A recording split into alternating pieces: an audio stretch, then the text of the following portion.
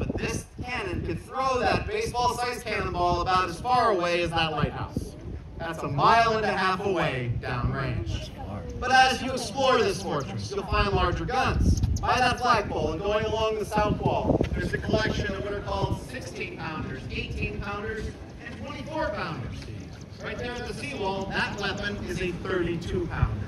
Weapons ranging anywhere from about 1,000 pounds here to a 7,000-pound cannon down there.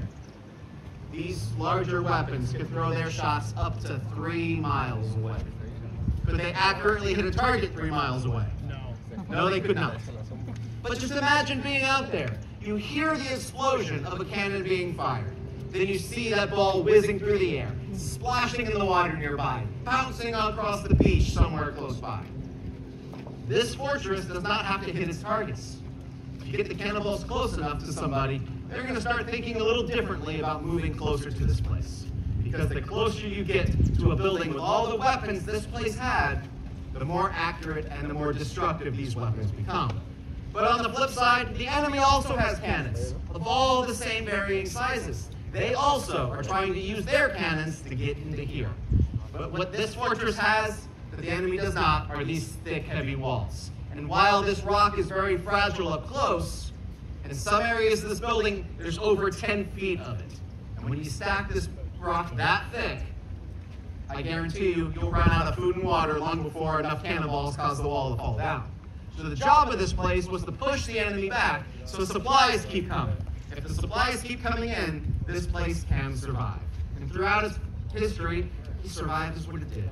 Throughout its history, it has been under attack. Men, women, and children have evacuated their homes and taken shelter within these walls. Cannon fire has impacted the side of this place, while ships and soldiers have had this town surrounded. But every attack on this building has failed. Every transfer from one nation to another, that was due to talks and treaties, not the actual fighting. And ladies and gentlemen, for today's presentation, we are dressed to represent the Spanish soldiers that once protected this city. I myself am a park ranger. The rest of the gun crew, they're volunteers. We have volunteers helping with our range safety, walking around behind you as well. It is because of the volunteer program that the National Park Service is what it is. So yes, please give them a hand for coming. Also, ladies and gentlemen, a well-trained cannon crew has to listen to 2 commands, load and fire. And a well-trained crew could fire this weapon and even the larger weapons in under a minute's time. But to be able to do that and have that kind of skill, there has to be a lot of practice, a lot of training to figure out how to make 5 or 6 people work that well together. What we will be demonstrating for you this morning is one of the training drills that they would have used. Once again, we will let you know when it's time to cover your ears. I hope you enjoy this presentation. Thank you all for visiting with us today. Thank you.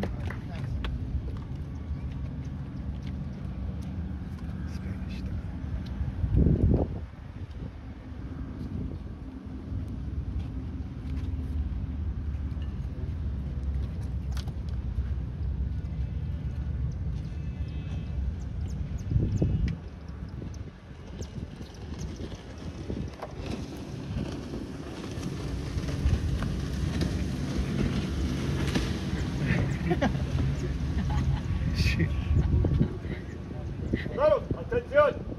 Activados, fuego de línea.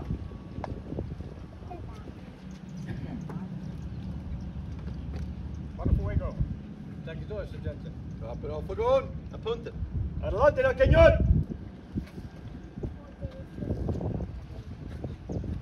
Manténganse para el ejercicio. Bandegros, Santa Bárbara. Esto, la cuchara en el cañón.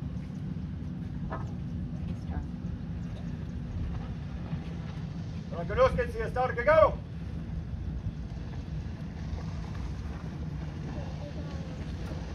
Listo. Dice la cuchara.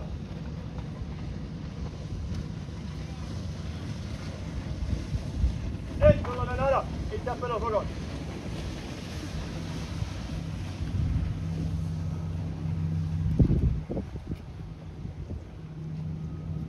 Pasa la granada al cañón.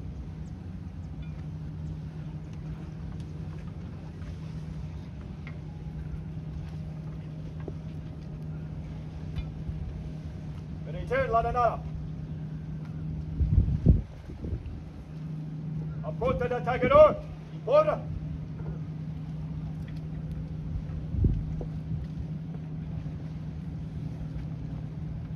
Endolón, cañón. Ataquen.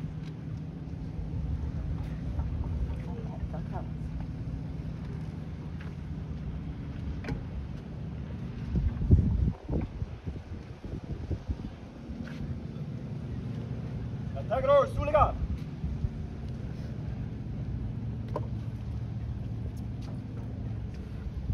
Tomo los despeques.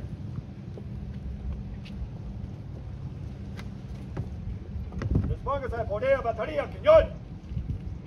Cañón y batería.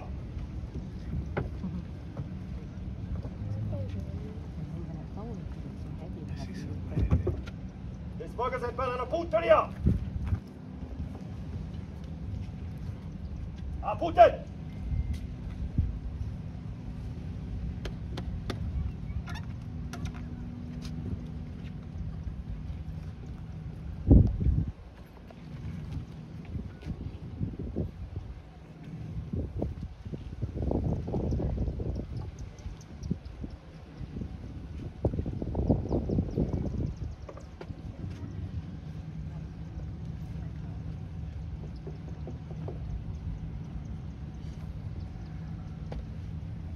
Los despegues a su lugar.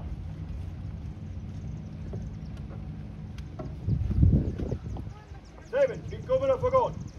Coming up para fuego.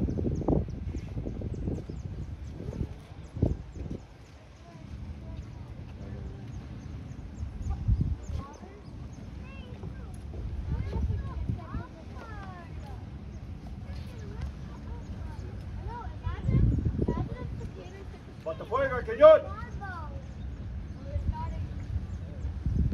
Acto.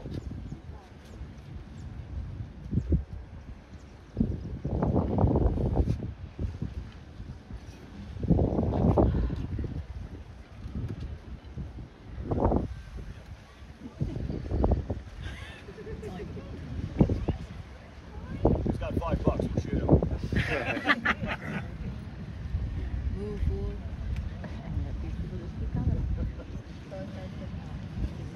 I'm gonna get a baseball.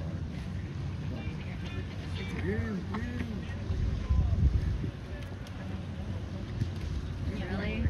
These people not smart. Hizo movimiento. Cover your ears. Fuego.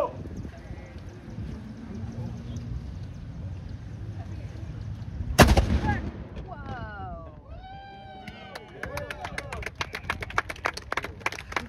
That was sick. I don't know. It's somewhere out there.